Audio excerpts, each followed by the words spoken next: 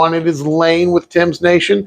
I am here today to talk to you a little bit about the DeathWatch. I'm going to be playing into DJ's Orc Dreadwob, Orc Walker tank list today. Bringing the DeathWatch back. I'm glad to have them back here on the channel again. So today I'm going to try to remember all my units. 2 weeks ago, I forgot the unit I was trying to try out with the Judicar with the Beacon Angelus. I forgot him off the table, so we're going to give him another chance today, get him back on the table, see if he can do his thing. So, been playing around with the DeathWatch, trying to settle into a list that I really like. It's been kind of tricky. I want to put more damaging units in there to really shoot and hit hard, but then I lack scoring units and struggle on getting on objectives. So today we're running 3 of the DeathWatch veteran units. We got 1 10-man and 2 5-mans. We do have 1 Talon Strike, 1 Indomitor. And then we've got a bunch of little scoring units to go in there as well. So we'll go through the whole list here, and then we're going to talk about exactly how I plan to use everything. All right, today's DeathWatch Army in the Black Spear Task Force Detachment. We have exactly 2,000 points. We have 5 characters today. We do have a captain with a jump pack, and he is going to have the Tome of Ectoclades. He'll, of course, be joining the Talon Strike kill team. Tome of Ectoclades is the enhancement that lets me once per game pick 2 Oath of Moment targets. It's a little nicer than it was previously. Before we got this new index, you had to have the model on the table, but now it doesn't have to be on the table in order for me to use that, so I can uppy downy these guys, or they can be in reserve. I can still use that. The captain also gives his unit +1 strength when they make a charge. The Talon Strike is really tricky to tell because they do get Lance, and they get +1 AP. When they fight, on the turn they come in, so any turn they arrive on the table, but you still have to make that 9-inch charge. So we'll see if that comes up at all today here. Next, we're going to have a Watchmaster. Watchmaster gives his unit the ability to advance, shoot, charge, fall back, shoot, and charge, and he allows them to do his unit to do a free or reduce the cost of a stratagem by 1 CP. The Watchmaster's ability is different from the Captain's ability. They have different names, so I can actually use both of them in the same battle round. The Captain has his ability, writes a battle. The Watchmaster has his ability, which is called just Watchmaster. And he does not have any enhancements today. He'll be leading a 5-man brick of the DeathWatch veterans. Then we've got 2 Judicars. So one of the Judicars is getting Thief of Secrets. So at least when his unit gets to fight first, he gets to slap a little extra hard. Thief of Secrets gives him +1 strength, AP, and damage. And once he has killed a model, any model, it gives him +2 strength, AP, and damage. And of course, as a Judicar, if he does kill a character, then he gets an extra attack as well. And of course, the big benefit of the Judicars here is that they let their unit fight first. So we got 1 Judicar with Thief of Secrets, a 2nd Judicar with a Beacon Angelus. So the Beacon Angelus gives his unit Deep Strike, and they can rapid ingress for free. So we're going to try to use that today, and we'll discuss that some more here in a minute. We're going to try to use that to allow them to kind of sneak in as almost like the Sanguinor with Blood Angels, be able to sneak in and prevent a unit from attacking me by heroic rapid ingressing, then heroically intervening, and then fighting first, using all the rules at the same time. He's going to be leading a 10-man squad of the DeathWatch veterans. And then we do have 1 Inquisitor. So I have the Inquisitor. He has his ability, anytime I use a strat, anytime his unit is the subject of a stratagem, I roll a d6, and on a 3-up, I get a command point back. So the idea is, and I used this last time on the channel, that he will be joining the Indomitor kill team. The Jump Captain will be joining the Talon Strike. When I use the Captain ability to pick up both units, then I can roll a d6, and on a 3-up, the Indomitor kill team's Inquisitor will generate a command point. Obviously, he's also pretty decent. His little shooting attack, he's got a 2d6 flamer attack with an 18-inch range. It's only strength 3, but when he joins the Indomitor kill team, that means he's going to be going up 2 strength when he targets the nearest eligible target. So making it strength 5, AP2 1 damage is kind of juicy. He does contribute a little bit to close combat as well, but really we're looking for him to contribute by generating some CP for me. And his shooting attack is decent, especially when paired with the Indomitors. Moving on, battle line. We have so much battle line today, guys. We have 3 of the DeathWatch veteran squads.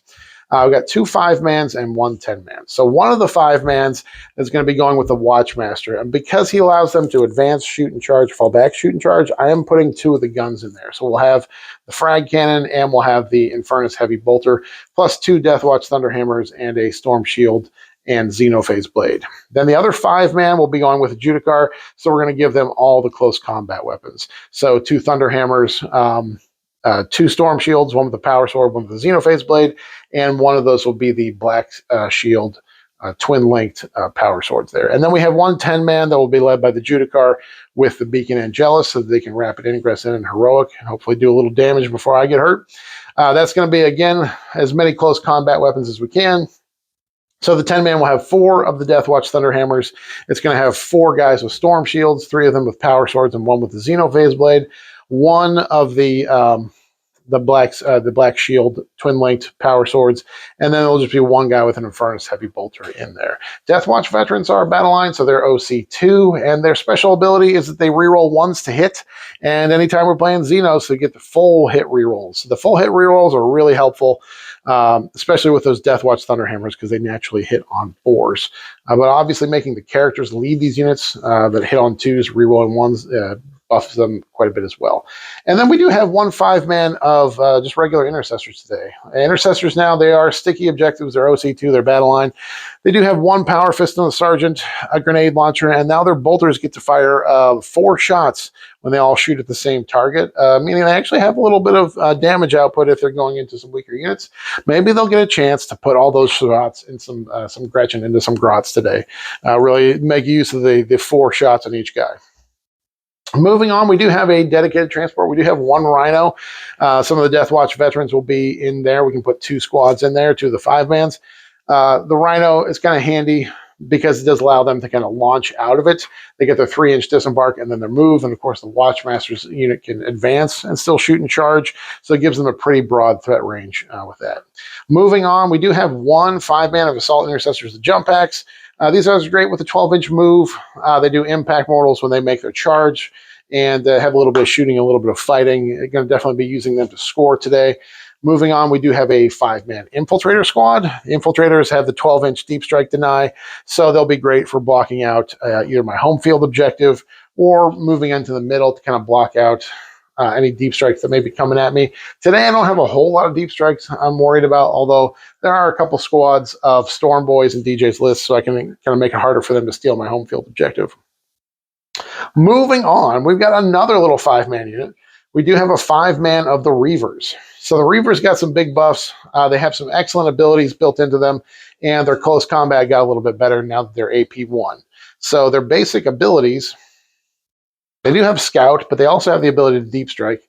And then they have a Fearsome Assault. So at the start of the fight phase, enemy units within engagement range have to take a battle shock test at -1, which can be handy.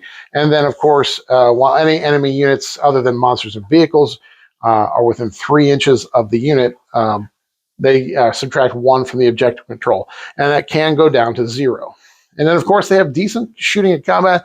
They got pistols. The pistols do have precision, and then their combat got a little bit better now that it's AP1, because each one gets 4 attacks.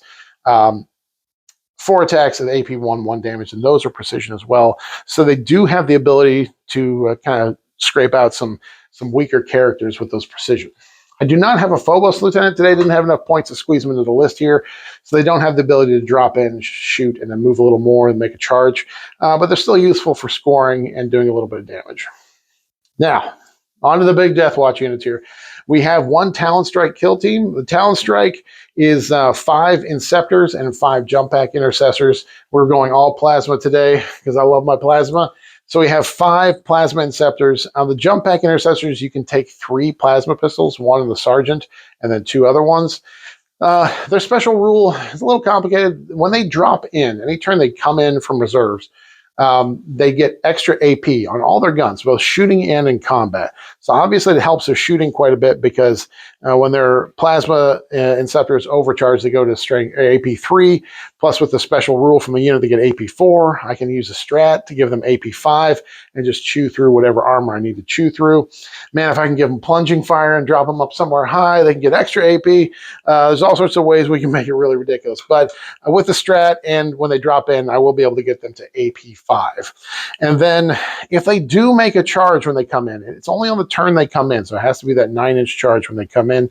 If they do make a charge, they get lance on all their close combat weapons, and they get extra AP, which just means the captain and the sergeant with the power fist will hit extra hard. And also the chain swords, even the barehanded inceptors, when they get lance and AP1, they can do some work there as well. Then one of the nice little tricks of the Talon Strike team is when you're doing plasma, you have 5 plasma inceptors and 3 of the jump pack intercessors have plasma pistols. So you can fire all those. When you roll your hazardous, if you fail a couple, you can take them on the jump pack intercessors because you don't have to roll them separately. It's just any hazardous weapons. So you can tank the hazardous damage on the smaller jump pack intercessors before you move on to the plasma inceptors. And then finally, one of my favorites, the Indomitor kill team. I love this Indomitor kill team. It's the Gravis Armored team, so they're all T6, 3 wounds each. They, man, they can shoot pretty good. Their special rule is they get +2 strength whenever they shoot the nearest eligible target, and when they complete a charge, they also get +2 strength. So in this unit, we do have 3 aggressors with bolters and the grenade launchers. Obviously, those bolters are twin-linked, so when they go to strength 6, when they're shooting the nearest eligible target, and twin-linked means they can actually do a lot more damage than they usually do. We've got 3 eradicators in there. They have 1 multi-melta and 2 melta rifles. These get a lot better, obviously, when they go to strength 11 from strength 9. And then we do have some heavy intercessors. The heavy intercessor bolters really start to shine. So we have 2 basic bolters here, the 2 DeathWatch heavy bolt rifles, and they are strength 5, AP2, 2 damage. They have lethal hits built in, so obviously when they shoot the nearest target, they go to strength 7. And then, of course, there are 2 of the DeathWatch heavy bolters. The heavy bolters, 3 shots apiece. They hit on 3s, so they don't really take the heavy penalty, although they are heavy, so if they stand still, they hit on 2s. They are lethal. They are sustained. They are strength 5. They are AP2 and flat 3 damage. I love these heavy bolters. I wish I could take a 10-man squad of just 10 of these guys with these heavy bolters. It would be so much fun to pour all those on the table there. But so again, the unit gets that extra buff of strength when they're shooting the nearest eligible target. That can be tricky to play around sometimes. Luckily, when you uppy downy them, you do have the ability to kind of position them how you want them to be positioned. But it can be pretty tricky. Sometimes you want to shoot something that's further away and you have nearer eligible targets and you don't get that strength buff.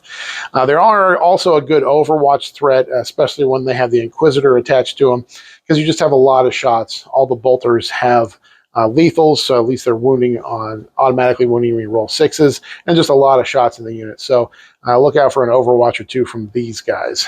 And then finally, we do have 1 speeder. We have the Storm Speeder Thunderstrike. This one has some decent shots. Most of it's going to hit on 2, which is kind of handy. But once it has hit a vehicle or monster, the rest of the army gets +1 to wound into that, which is how I'm going to have to deal with any of the big vehicles here, because I don't have a lot of high strength shooting attacks. So that's it, guys. That is the list. So, as I talked about last time I played the DeathWatch and totally forgot to use it, we have a Judicar who has the Beacon Angelus. So the Beacon Angelus enhancement gives his unit Deep Strike, and they can rapid ingress for free. Now, he's going to be attached to a 10-man of the DeathWatch veterans. These guys, again, they naturally reroll 1s to hit, and they reroll all their hit rolls into Xenos. And what I can do is, at the end of my opponent's movement phase, if he has set up a charge somewhere, I can rapid ingress these guys to be right behind the unit that he's charging. Once he charges into that unit, for 1 CP, I can heroically intervene and then just pound on that unit with the DeathWatch veterans and the Judicar, because the Judicar gives his unit fight first. Normally, if you try to do something that, it'd be pretty expensive, but because the enhancement gives me the rapid ingress for free, then the only thing I'm spending any CP on is the heroic intervention. And I naturally get the reroll 1s with the unit, Into Xenos today, it'll get full rerolls. So it'll be a hard-hitting unit to go in there and hopefully kill one of my opponent's units on his turn. The other nice thing is that they are a kill team, so when I use that stratagem to pick up 2 kill teams, I can pick them up off the table and put them back into reserve. I can bring them down the next turn, or if I want to keep them in reserve, I can do it again, because the enhancement doesn't say once per game. It just says that the unit has deep strike, and when you use the heroic intervention or the rapid ingress strat, it's free.